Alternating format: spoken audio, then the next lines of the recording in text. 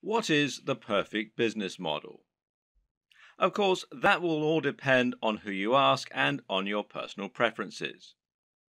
But it's definitely very possible to make an exceptionally strong argument for dropshipping. This is a business model that has huge advantages over selling your own products, over becoming an affiliate marketer, and certainly over making money from adverts.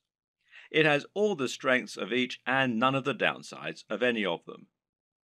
This is a business model that allows you to work from home and earn passive income, while at the same time building a big brand for yourself and selling real physical products.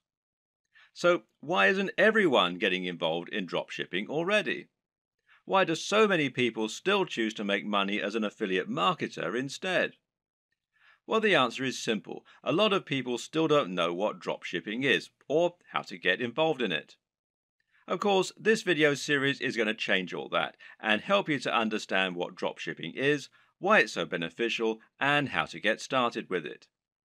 By the end, you'll be running your own dropshipping business, making money by selling products with your branding on and without having to spend any money up front or take any form of financial risk.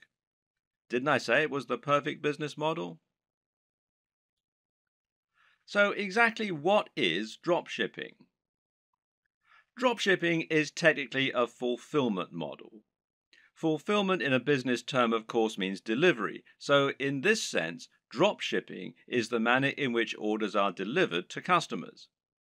Normally, selling a physical product means that you need to buy numerous items and then sell them at an inflated price. The way you would normally do this is as a reseller. Here, you would buy wholesale items, inventory bought in bulk at a discounted price, and you would then sell it on at an inflated cost and keep the difference, and that's your profit margin. The problem with this model is you need to make a big investment in the stock, and then you have to deliver the products to your customers. This means you're taking a financial risk by ordering the stock in advance, and if you make zero sales, you can lose a lot of cash. You have to pay for the shipping and also handle all of the administrative tasks. You'll need to constantly take stock of your inventory and you'll need to refund customers for deliveries that don't arrive.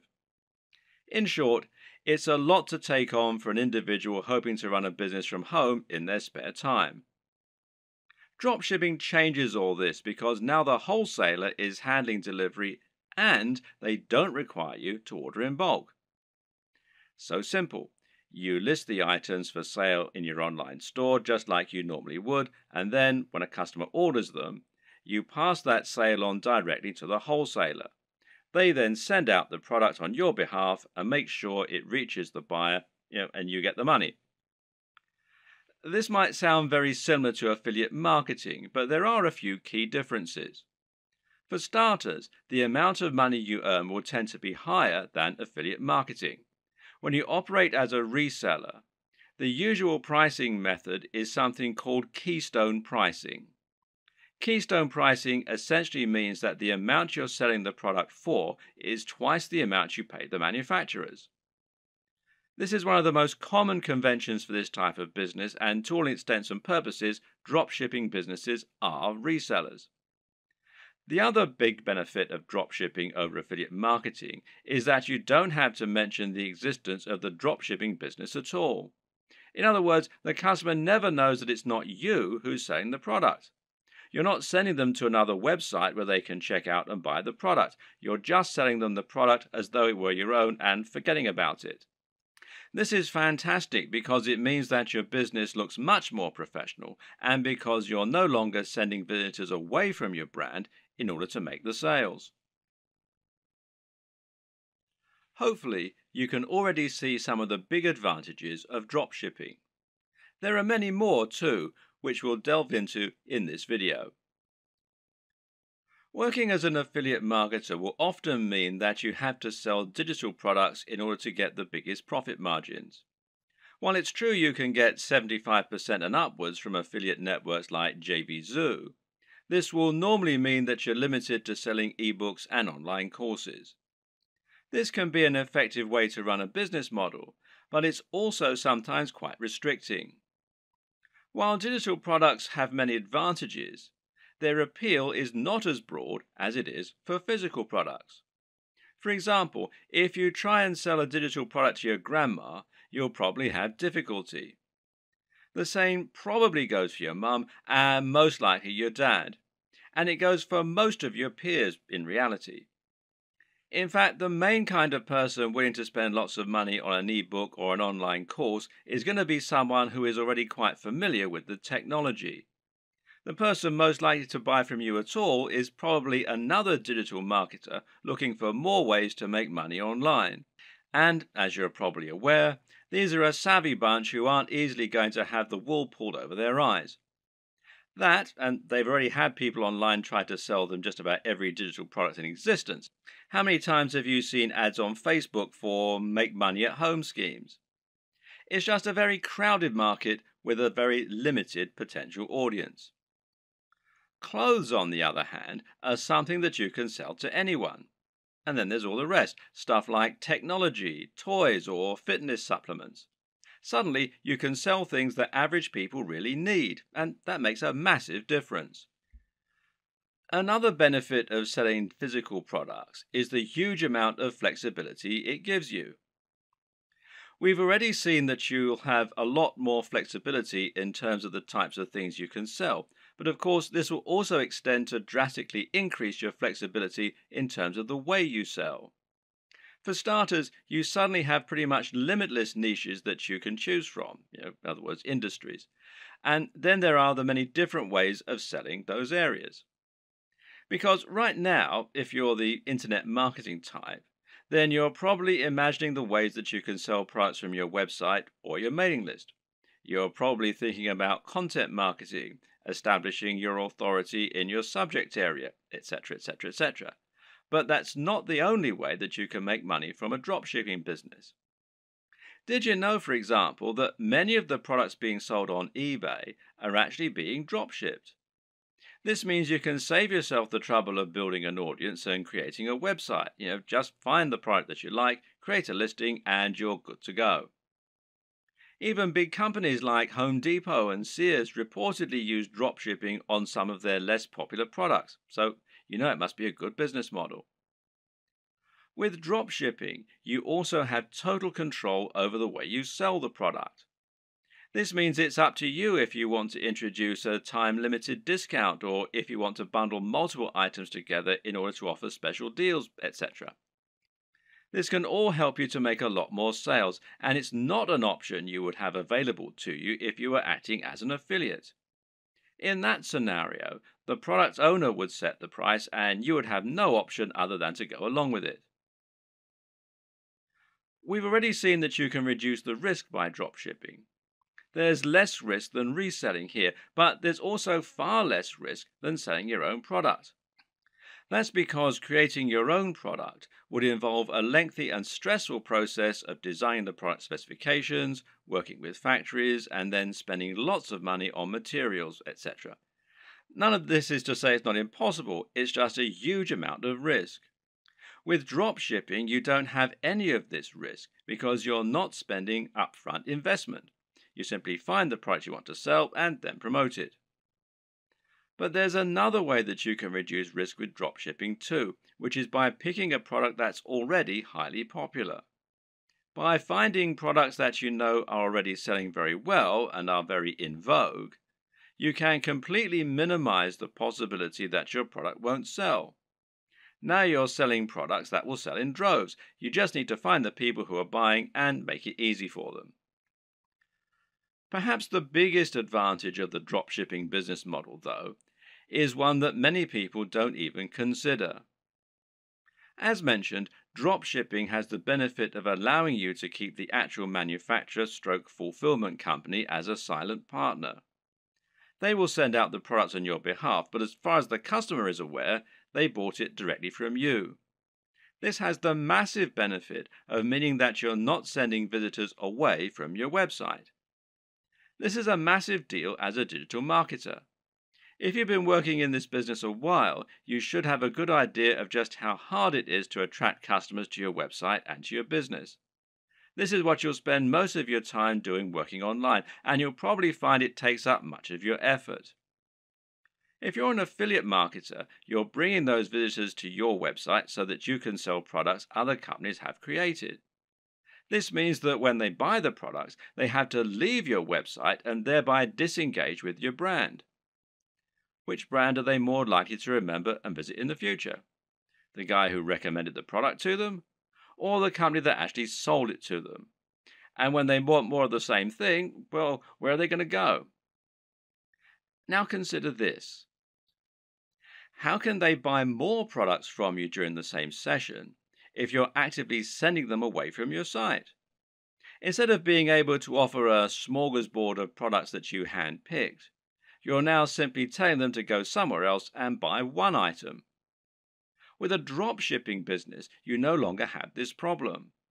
Now you can offer all the items you have for sale on your website from one spot and let your customer choose as many as they want, and then continue to buy from you. But that's not even the best part. The best part is that in some cases, the products you sell will even be able to have your company name on them. This is called white label drop shipping, with the white label essentially describing the packaging or the branding. So let's say you want to sell a supplement like creatine for your fitness website. With a white label service, the product will be developed with packaging that literally consists of a pot and a white label attached. That white label can have your branding printed right on it, meaning that to all intents and purposes, this is now your own product. In many cases, you can even choose a blend of ingredients that will go into the product. In other words, if you're selling a supplement like a vitamin tablet, you can select all the vitamins and minerals yourself and then add your own logo. If you don't sell a single item, you've lost nothing. But if you sell lots, you'll be making a profit at the same time as building your own brand and your own market presence. The big challenge when it comes to drop shipping, though, is finding a drop shipper. This is very clearly a business model that has more benefits for the marketer, and so, of course, not everyone is going to be eager to offer their services. How do you go about finding a drop shipper when they're in such short supply? Well, there are a number of options, but with any digital business, we tend to prefer keeping things simple and cheap. In this case, the best place for you to start is by looking at websites that act as directories for dropshippers, wholesalers, and manufacturers. One great site that will do all this is Alibaba, which you'll find here at alibaba.com. Another good one is Worldwide Brands, which you'll find here at worldwidebrands.com. The latter is probably preferable, as this specifically features dropshipping companies and has a large number of advantages for dropshipping businesses. For example, you can use this site to make sure that you're dealing with the real wholesaler. What does that mean? Well, it means that you can avoid making the mistake of signing up to sell products that someone else is dropshipping to you, thereby scraping profit from you. This is a common practice and one to be careful of when you're just starting out. Worldwide Brands is perfect if you plan on finding a dropshipping manufacturer quickly and selling their products on eBay or Amazon. The only problem with this plan is that there's a fairly hefty sign-up fee. Currently, it costs $249. Okay, so that's not astronomical, and this is a lifetime membership. But if you were attracted to dropshipping initially because you wanted a business model with zero overhead, then it might be a little off-putting, especially as your break-even point has now been pushed back further. So there is a free review, though, at the time that I'm making this video. So another option is to try ThomasNet, which you can find here at thomasnet.com. which, like Alibaba, has a selection of different types of manufacturers and wholesalers selling different types of products and different types of services. Makers Row, which is makersrow.com, might also be worth checking out. Some other paid options include SaleWho and Doba, and a great free choice is Wholesale Central. Failing that, another good strategy is just to search Google. When you know the type of product you want to sell, just try searching for that product on Google with the word dropshippers and your location. So if you're hoping to dropship clothing in the UK, then you can just search for clothing dropshippers UK, and you can see it brings up a whole load of different ones here. And one that I looked at earlier was this one, fashiondropshippers.com, which seems to do exactly what we want. Or perhaps you're looking for a white label supplement dropshipper in the US. In that case, we can search white label supplement dropshipping US. And amongst a lot of the ones here, which you can see, one that we find is Vox Nutrition, which you can find here, voxnutrition.com. And it lets us do exactly just that. And it's pretty simple and straightforward method, and there are more and more businesses like this springing up all the time to meet demand. Vox Nutrition will handle formulation, production, and fulfillment on your behalf, making things nice and simple. The third and final strategy for finding your online dropshippers is just to contact the companies you like directly. Find manufacturers for products you'd like to sell and drop them an email. Better yet, try messaging them via LinkedIn or a similar avenue and see if you can get them to respond that way. This way, your message will stand out from their crowded inbox.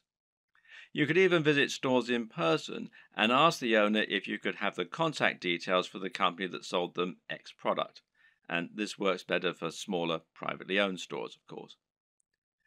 If the company doesn't already offer the dropshipping services you're looking for, then just explain to them the benefits and why you would like the opportunity to sell their products in this manner. In many cases, they will acquiesce and you'll be able to start selling a product that other online retailers don't have access to. Another tip for finding manufacturers that you can email directly is to look on eBay. Search for a product you'd like to sell, and if you notice there are lots of people selling the exact same item, then this is a sign that they're using a dropshipper. It could then be a relatively simple matter for you to track down that original manufacturer and contact them so that you can try to do business with them yourself. Note that many wholesalers and manufacturers don't have a great online presence. This means it can be necessary to dig really deep in Google or try looking at trade magazines and papers instead in order to help find your potential partners. When you're dealing with dropshippers, it's crucial that you do your homework and look and act like a professional. Now, here are some tips to help you do just that. First of all, you'll need a resale certificate. Not all, but many dropshipping companies will want proof that you're a real retailer and not a consumer before they do business with you. Their concern is that consumers will simply claim to be dropshippers or resellers so that they can get items on the cheap. To provide this proof, you might need an EIN number for your business if you're in the United States. And you can find out more here at the IRS website. The URL is quite long and complicated, so if you just go to Google and type in apply for EIN online, you'll be redirected to this particular site. Now, in other countries, obviously the regulations are different, so you need to look at the tax authority for your country. But again, a search in Google should be enough to point you in the right direction. You might also need a resale certificate, and you can find out more about those at this site here, which is wisegeek.org/what-is-a-resale-certificate.htm.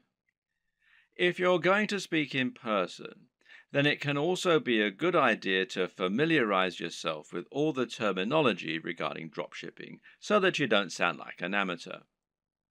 You should also look out for fake dropshippers. When choosing dropshippers, there are a number of businesses you need to look out for. These are not really dropshippers in the truest sense of the word. You need to avoid these companies as they won't always get you the best deals and they might not be able to offer you the same kind of value as other organizations. Be aware of companies that want ongoing fees, which real dropshippers don't require. Likewise, be careful of companies that also sell directly to the public. These companies often aren't really dropshippers so much as resellers who are just trying to trick you into making a bulk order. While monthly fees and direct commercial sales are warning signs, there are a few caveats and requirements that you may need to go along with.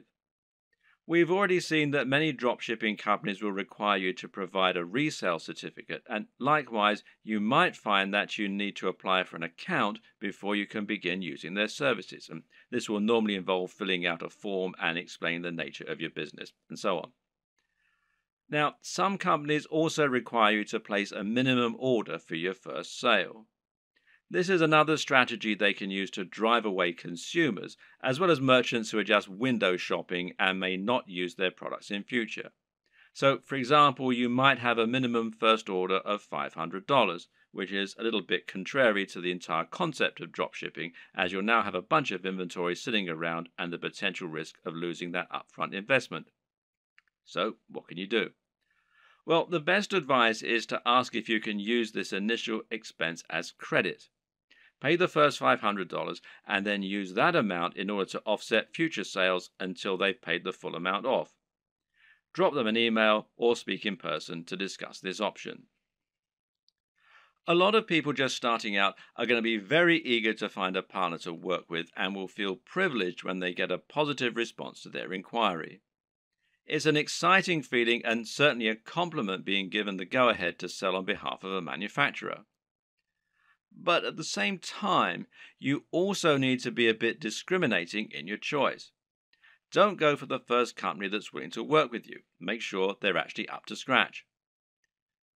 One thing to be careful of is quality control, and in this regard, you often get what you pay for. Be sure to ask the company what quality control measures they have in place in order to prevent problems like defective products and faults. Likewise, speak with them regarding their delivery times and packaging. Remember that it's your reputation that's going to be riding on the quality of their products and service, so you need to ensure that you're happy with it. Another tip in this regard is to always ask for a sample of the product. If you have demonstrated their ability to sell and they truly are a big business, they should see it as a very small investment to provide a sample of what they're selling. And if they won't, then order a product yourself as a customer. You really don't want to put your name to anything that you haven't personally checked out first. Now you have the basic idea of how dropshipping works and how you need to get started, you can begin to think about how you're going to build your own business. This all begins with choosing your product and choosing your industry or niche. The product, of course, is going to be the item that you intend to sell, and this is going to be dictated by the industry or niche that you choose to enter. An industry or niche is the subject matter that you intend to write on and the industry that you want to operate your business in. This is important. The choice is going to impact on everything from the price of your products to the type of person you'll be selling to the type of businesses you'll be working with. The reason we call it a niche, or niche as some people pronounce it, when talking about an online business, is that a niche is a particular category. This is not only your subject matter, but also the type of person who is going to be reading your content. It's very important that you choose this correctly because the niche will affect the size of your potential audience. When you choose a subject matter, you want it to be one with niche appeal. This means it's aimed at a particular type of person who is specifically interested in that type of thing. An example of a niche might be knitting. Now, if you have a blog about knitting and you sell knitting paraphernalia, only people who are interested in knitting are going to read your blog and buy from you. This way, you've cut out a niche for yourself rather than trying to appeal to everyone. That in turn means that you have drastically reduced the amount of competition you're facing. Now you don't need to compete with the biggest companies on the net, and you'll find that paying for things like AdWords advertising is considerably more affordable than it would be for a more general topic. Likewise, getting to the top of Google for relevant keywords like buy knitting gear online is going to be far easier than trying to get a general e-commerce keyword like shop online. The latter will put you up against mega companies like Amazon and pretty much every other online business on the net. But the problem with choosing a niche topic is that sometimes it can be too narrow, to the point where no one is interested in buying from you. If your niche is puppies with 3 legs, then you're going to have a very small number of amputee puppy owners who can buy from you. You'll find it relatively easy to dominate the search engines and to be the #1 supplier of products in that area. However, once you've sold to all 200 readers, well, you've pretty much reached the limit of what you can sell. On the other hand, a niche like fitness may be considered too broad.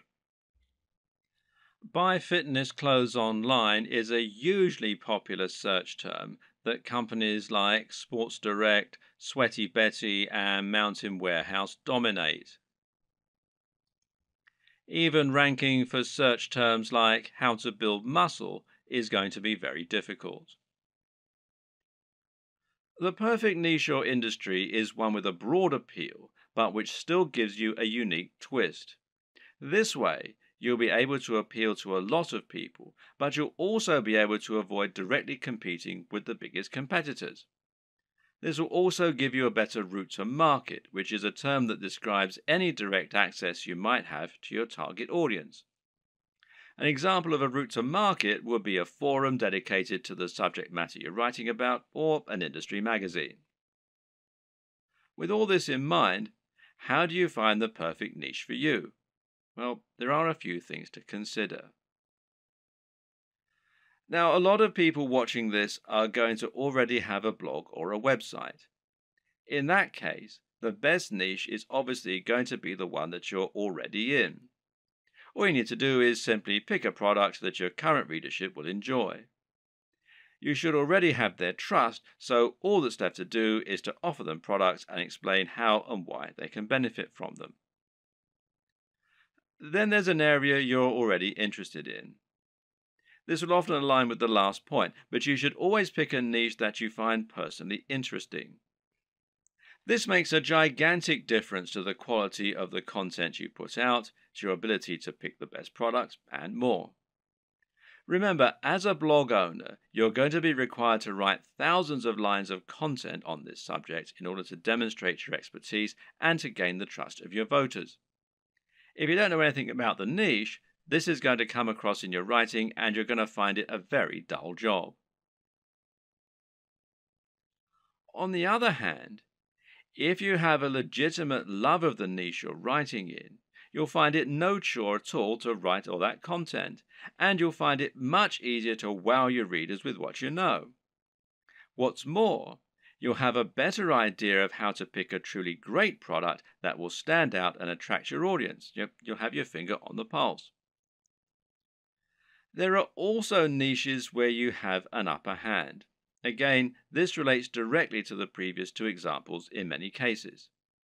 Suffice to say that most of us will have contacts and advantages in some niches that give us an edge. Perhaps, for example, you happen to know the owner of a very big fitness website or of a very big fitness magazine. Knowing this person will thereby make it much easier for you to get a cheaper advert or maybe even an article inside the magazine. Now you can reach out to that audience directly and hopefully sell more product. Have a long think about your list of contacts and friends, and then consider finding a product that will let you make the most of those advantages. If you look at affiliate marketing, digital products, and internet marketing as a whole, you'll notice that certain niches stand out as being far the most popular, and those are fitness, making money, and dating.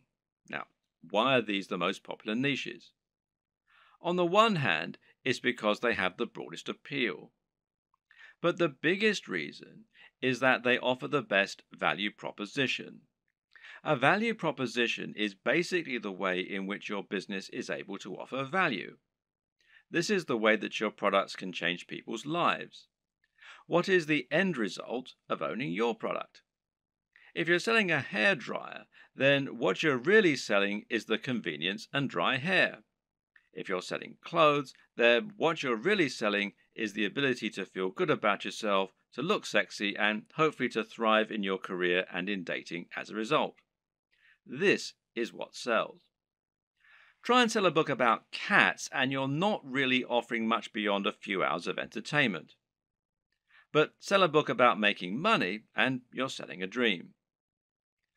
By choosing a product that can really change people's lives, you're providing much more value, even if the manufacturing costs stay the same. Now, this lets you charge more and make more money as a result, and it basically comes down to the niche. In order to tick all these boxes, one strategy you can use is to target a sub-niche, a niche within a niche. An example of this is targeting a specific type of person within the fitness niche. How about fitness for the over 50s or dieting for the diabetic? You could even do strength training for martial artists.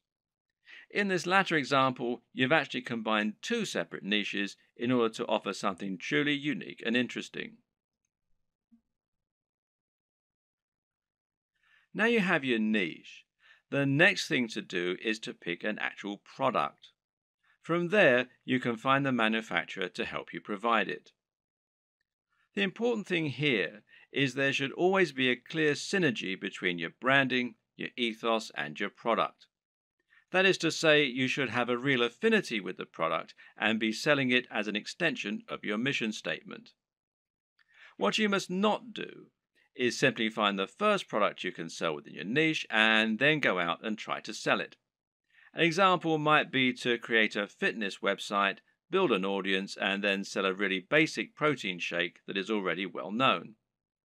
Can this work? Well, sure it can, but why would people bother to buy from you when there are countless other sites where they can find the exact same thing, or when they can buy it down their local high street?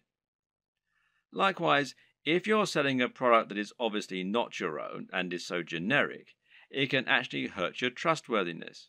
It's clear that you're trying to make money, which isn't a bad thing in itself, but you're not offering any unique value in return. You're just saying, oh yeah, and why not buy this generic product while you're here?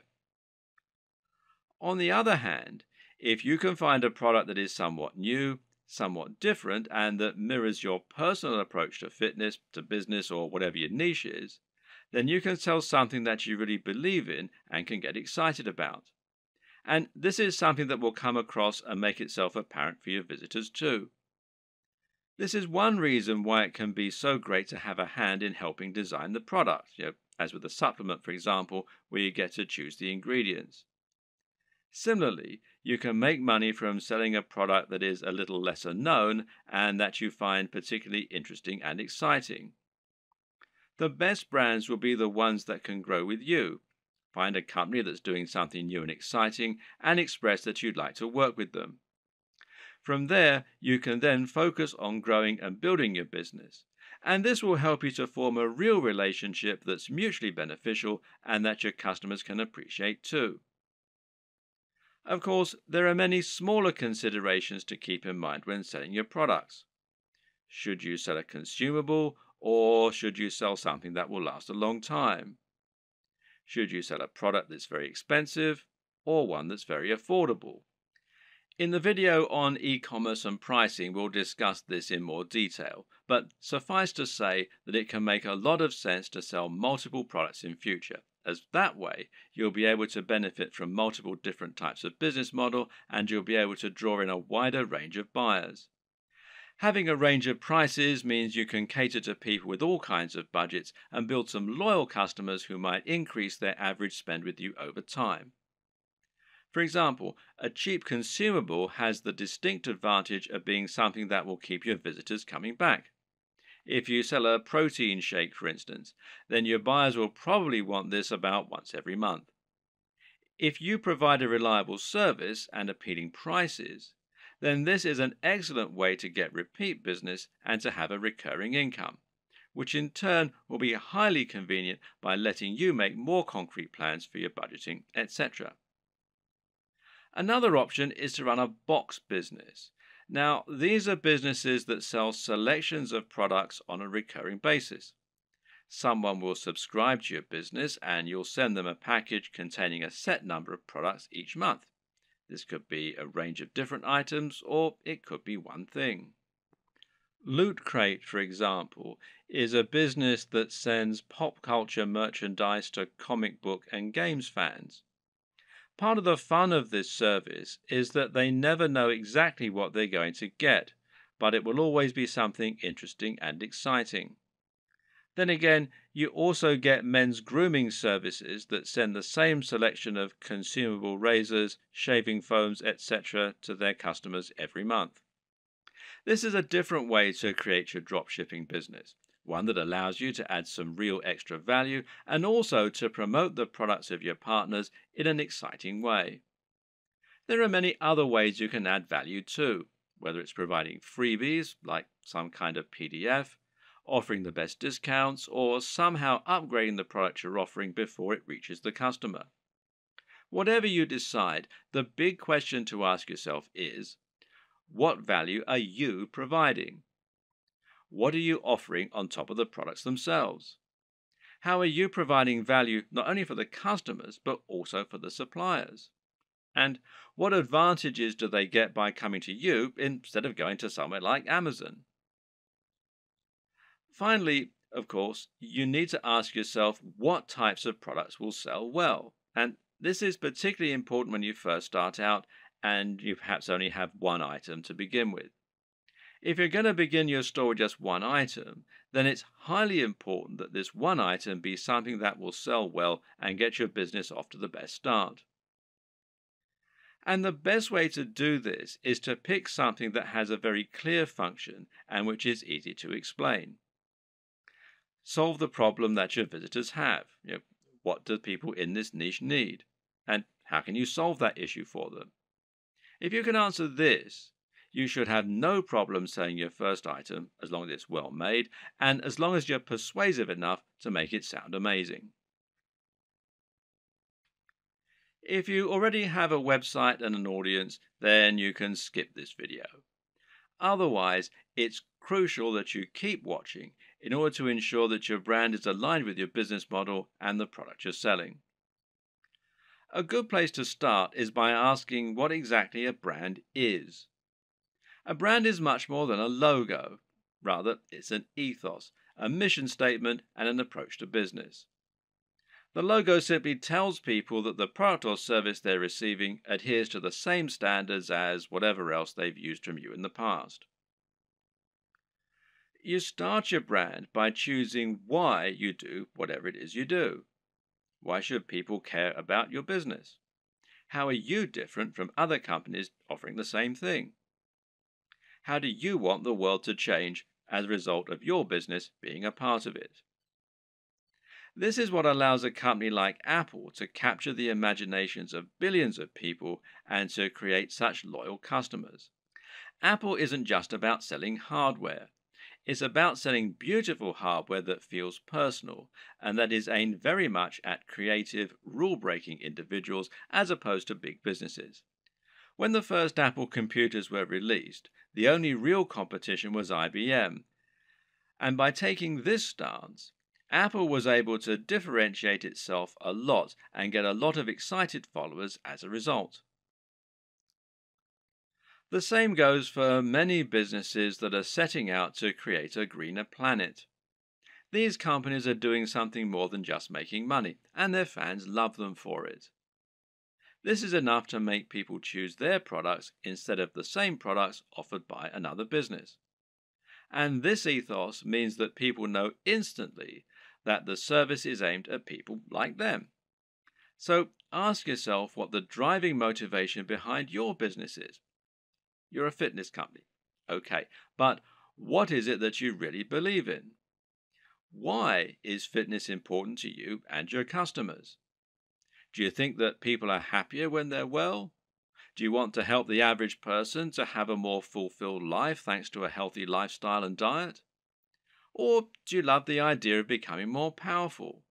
Are you all about building strength and speed and challenging the limits of human potential? These two companies might sell the exact same product, but the way they go about it is completely different. And if you can convey this mission statement, then you'll find the right type of customer will go absolutely nuts for your brand. That's the kind of customer whose vision is aligned with yours. Now, don't try and appeal to everyone because that will never work. Instead, try to appeal more to the right kind of person. One way to do this is through your logo and your web design. The objective of a great logo is to communicate what your business is all about. You're trying to tell people what you sell and why you sell it as soon as they look at your business. So, say your company was all about health and natural products. Then you might make a logo that had a tree on it or a heart, and it would probably be green in color and have an uplifting, healthy sounding name. Conversely, if your business is all about punishing workouts in the gym, then your logo might include a picture of a dumbbell or a barbell and have the word iron in it somewhere. The idea is that the combination of your logo, company name, and perhaps blog posts is enough to tell any visitor to your site right away that this is a company aimed squarely at them, selling products they're going to love. This should also extend throughout your site design. Meanwhile, make sure that your logo is designed using a vector file, meaning that it's made in Illustrator or a similar piece of software that keeps it easy for you to edit and resize. And avoid using cliches. Once again, this is a good place to invest a little of your own money up front. It'll pay off in the long term. The mistake that a lot of people make is to try and sell right away. This can work sometimes, but it's not generally the best way to build trust, grow an audience, and ultimately secure the best long-term profits. That's because it's somewhat similar to walking up to an attractive stranger in the bar and asking if they want to come home with you. 99% of the time, this will be met with a slap. Most people prefer to get to know the person propositioning them at least a little bit first. So you need to try and introduce yourself properly and let the person feel that they know you and that they can trust you. This is the exact same for a business when you're trying to sell something. Imagine approaching a stranger in the street and asking if they want to buy from you. This is the basic concept of content marketing.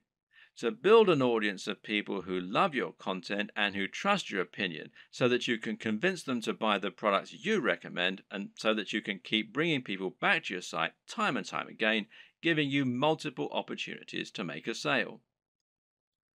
The way you do this is to start by writing high quality content and to post this to a blog on a regular basis. The more you write and the more you research your subject matter and make it different and interesting, the faster you'll build a dedicated audience you can sell to. Demonstrate that you really know what you're talking about, that you only recommend things you genuinely believe in, and that your audience can trust you to be a resource for more useful ideas and information. Likewise, try to build your mailing list and social media presence. Incorporate your brand strongly on all your social media pages and in anything else you create, so that people will know they're dealing with the same business. Getting someone to follow you on social media when they think they might be interested in your brand is far easier than getting them to buy a product from you and actually spend money.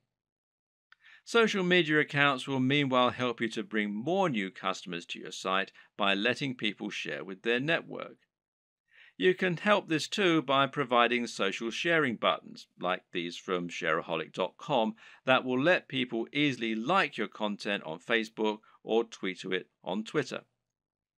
Once you have generated a big audience of people regularly coming to your site, you should start thinking about introducing products to your page. If you've really created a brand you believe in, and if you've been providing real value in your content, you should find you have true fans, and a true fan will be desperate to buy your product when you start selling them. Of course, there are many additional methods you can use to send more customers to your products and to market your store. One option is to create your own affiliate program and to encourage more people to help market your items. Another method is to pay for advertising, whether this is a pay-per-click campaign through Google AdWords or whether it's an advert on Facebook that is highly targeted to your specific demographic. This works well in scenarios where you're selling from eBay or Amazon and aren't trying to build up an audience. If you're going to pay for advertising, though, you need to calculate the LCV, now that's lifetime customer value, of each customer. This will allow you to ensure that whatever you spend on your ads, you're making more back and thus seeing strong ROI or return on investment. But to take this next step, you're going to need to make another new addition to your business. And I'll talk about that in the next video.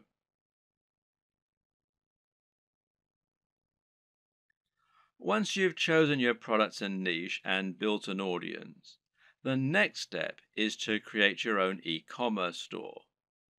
This is an online storefront where you can show your different items and encourage sales. Being successful here is not just a matter of choosing the right design to begin with, but also thinking about how you're going to arrange and price your items to help them move. This ultimately comes down to a lot of psychology. When it comes to e-commerce website design, there is a single overriding goal which isn't always true of a regular site design. Of course, that objective is always to try and increase sales and increase profits, and this is probably actually more important. You'll also want it to look attractive, to be functional and easy to use, and to represent your brand in the right manner. But this is really just in service of creating a web design that helps you to make more sales. This means every single element in your site design should be encouraging more sales and pointing users in that direction. The old adage here is that good design should communicate and not decorate. If an element of your design isn't somehow getting people to keep browsing your store or to click on the buy button, then it has no place in your design. If you use the right development company or a good e-commerce builder or template, you should find the experience and expertise of the professionals informs their decisions and results in the best possible turnover and profits for you. In this regard, it's always worth spending a little more on a professional theme or on a proper development company. Unless you're a professional designer yourself, you won't be able to compete with an entire organization made up of experts who have the very best tools and the most experience. And any lack of professionalism in your site design is going to reduce the trust in your brand and make visitors less likely to buy. An e-commerce store, more than any other design, needs to look professional and have a sense of polish and sheen. The easiest way for most digital marketers to create their own e-commerce store will usually be to use a WordPress theme like WooCommerce. Now, WooCommerce is a theme and plugin combination that will transform an entire WordPress site into an online store. And this makes managing your store just as easy as managing any WordPress website. You can still get a professional design for your site, meanwhile, by hiring a professional designer to create your theme for you, or by buying one that you really like the looks of and you think will fit your brand. Now, you can download the free version of WooCommerce, the WooCommerce plugin, that is, from within the WordPress dashboard. Or you can buy the paid-for version and you can buy the themes from woocommerce.com. There are other options too. For example, Shopify gives you a hosted e-commerce platform. And this means that the site will be located off your server, just like a profile on Facebook, for example. You then send your customers to that page where they can shop through your multiple products. And this can help make things a little easier and simpler to run. But it does ultimately mean that you lose a little of the freedom and flexibility that comes, with terms of your website design and how it all looks and how it all works, etc. And there are local versions, the Shopify.com if you're in the US, Shopify.co.uk if you're in the UK, and there are some other local versions as well. Now, do bear in mind that this is a paid for service, but there is a 14-day free trial at the time that I'm making this video.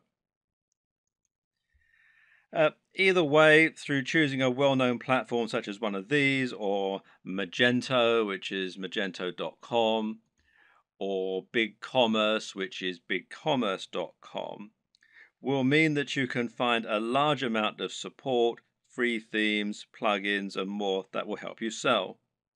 And some of these features can be incredibly useful, such as the ability to add widgets right there on your blog that promote your top items, for example. So don't steer away from the big players. Using these methods will help you to generate more sales by having a professional looking and performing website. Nevertheless, it's still always useful to understand the theory and principles behind it so that you can continue to implement best practices yourself, especially when it comes to aspects that fall outside the realm of design, such as price. Now, here's how the right combination of pricing, positioning, and design can help to make your items sell more effectively. And the first is contrast. Now, contrast can of course be aesthetic, and making choices such as using red buy buttons against a white background is a great way to make a particular element stand out and get more clicks. And this also comes down to color psychology, but we won't go into this right now. The other type of contrast refers to the way that you position items next to one another, with the objective being to place expensive items next to cheap ones. Why? Because this makes the cheap items appear even more affordable and the expensive items appear to be even more premium. Now, let's say you have a $10 tie next to a $50 tie. Someone who wants the very best tie might be all the more impressed by your premium offer, knowing that it's 5 times more expensive than the cheapest product. Meanwhile, someone who doesn't have as much money to spend and who feels guilty about buying a new tie can convince themselves that the $10 tie is a great deal. They can compromise and convince themselves that they're being sensible by choosing the cheap tie. They've saved $40 even though they're still buying something they might not have otherwise. This way, the right pricing can really help to sweeten a good deal. And a good e-commerce website design should take full advantage of that. Earlier on in this series, we described why it was so important to have multiple ranges of prices in order to attract a range of different types of buyers. When we looked at contrast, meanwhile, we saw that varying prices could be used to make items look like an even better bargain, or like they're of an even higher quality. But another very important reason to have cheaper items as well as more expensive ones is that it can be a great way to build trust. If someone has never bought from you before, they might feel concerned that the products won't arrive or they won't be as advertised. Even if they read your content and like it, they've no guarantee that what you're selling is going to be high quality, or that the site will be secure from data leaks. Thus, they aren't going to want to spend $1,000 the first time they ever do business with you. But if you have an item that costs $5 and it's a product people will know, then someone might make that purchase because it's a small risk to take. Now you can demonstrate the quality of your service and save their details, making it much easier to sell bigger items in future. Another tip is to think about your top sellers and your smallest sellers and use this to inform the design of your store. Now, this is something that physical stores do a lot. They'll place their biggest drawers right at the back of the store. This way, people will come in to buy the thing they want, but to get there, they'll have to pass through all of the smaller items that you're also selling along the way, and hopefully they might buy something.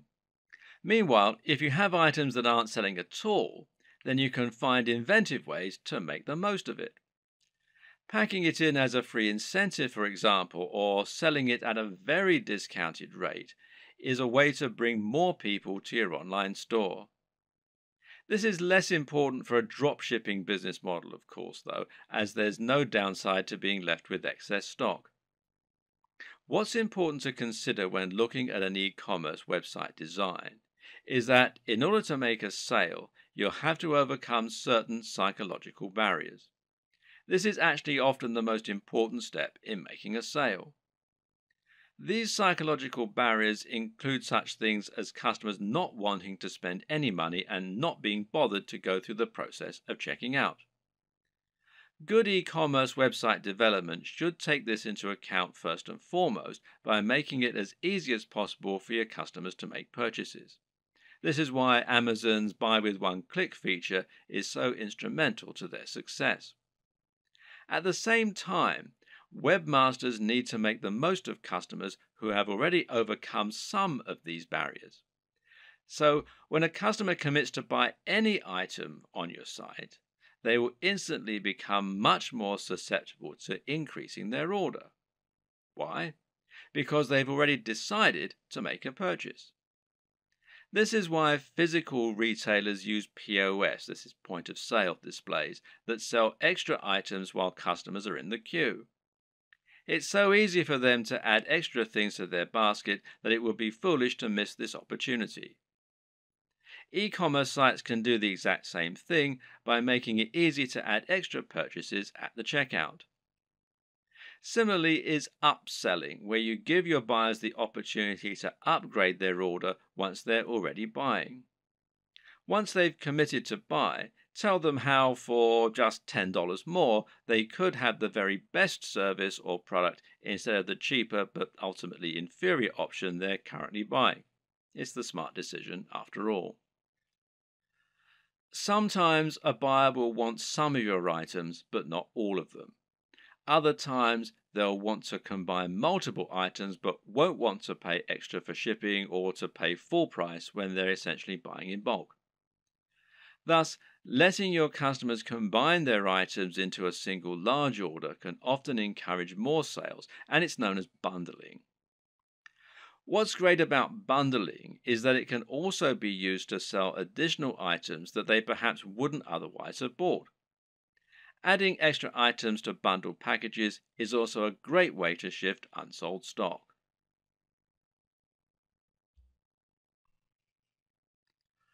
One aspect that can help you to boost your sales is so big and important that it needs its entire own video. And that's your persuasive writing. This is what you use to sell your individual items in their store listing, but it's also what you use on a sales page to promote items that are of a particular high value and that you really want to shift. The first and most important tip is to capture the attention of your readers as quickly as you can.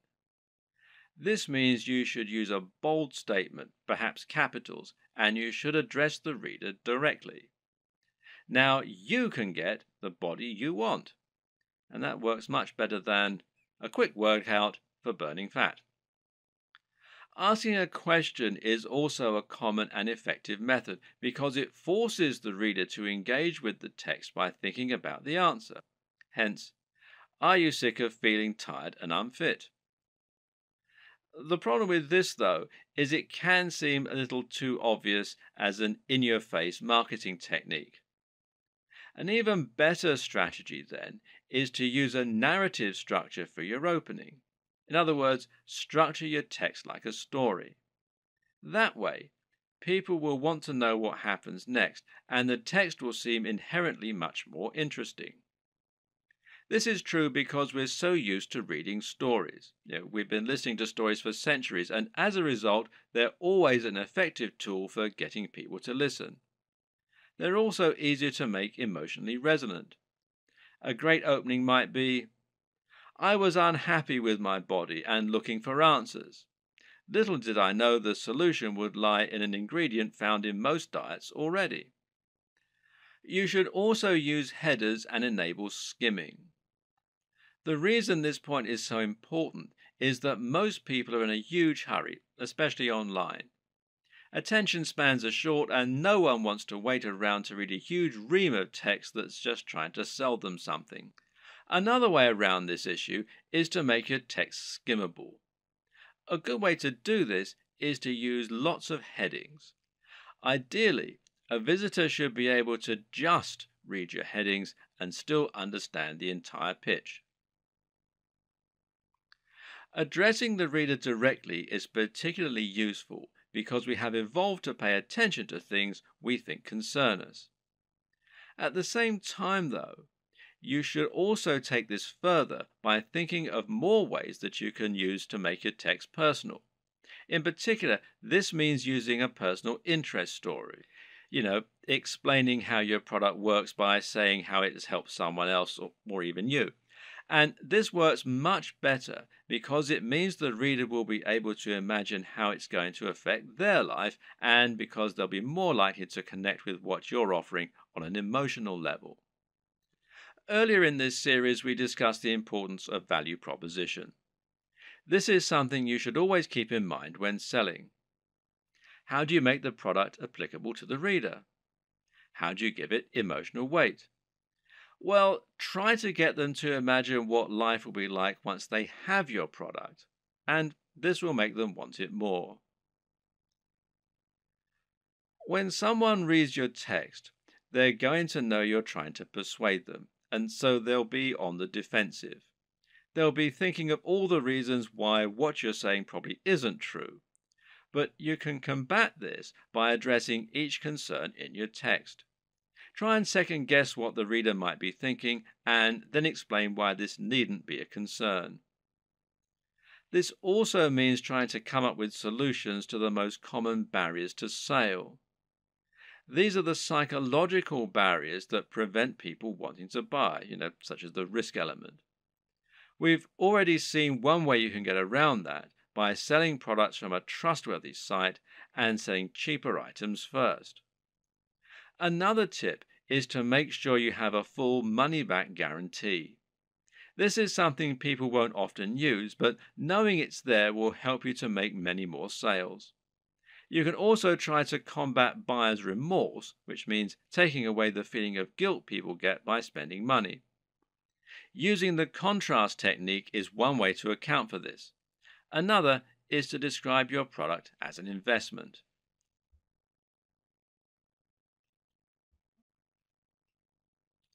Ultimately, the best way to start building your dropshipping business is to start by selling a product from your site and then to experiment and grow from there. The exact strategies you use are going to depend hugely on the nature of your website, your audience, and your goals.